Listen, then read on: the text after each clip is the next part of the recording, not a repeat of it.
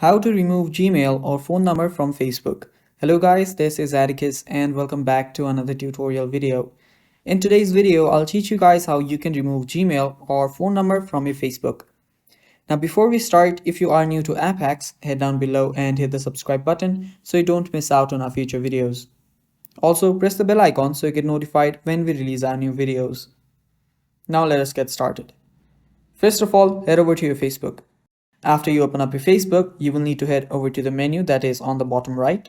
So tap on menu, and after you tap on menu, tap on the gear icon on the top right. After you tap on it, you will be now on settings and privacy. After you're there, you will see Meta Accounts Center. Simply tap on Meta Accounts Center. After you are on Meta Accounts Center, you'll need to scroll down till you see the account settings section. Under there, you will find personal details. Tap on it. Now after you tap on it, you should find your contact info. On the top, tap on contact info. And after you tap on it, now to remove your Gmail or phone number from Facebook, you will need to add another contact. So as I did right here, you will need to add another contact. Tap on add new contact. You can choose either phone number or email. Tap on email or phone number.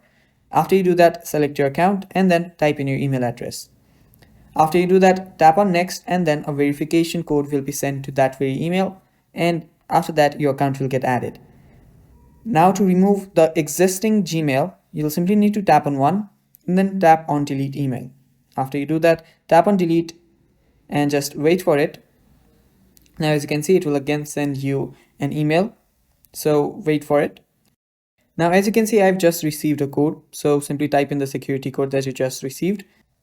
After you type in the code, simply tap on continue. After you type that code in, you will notice that the email has been now removed. And yeah, that is basically how you do it. Now, the same process goes for your phone number too. So yeah, that is how you do it, guys. That is all for today's video. Stay tuned for more and bye-bye. Take care.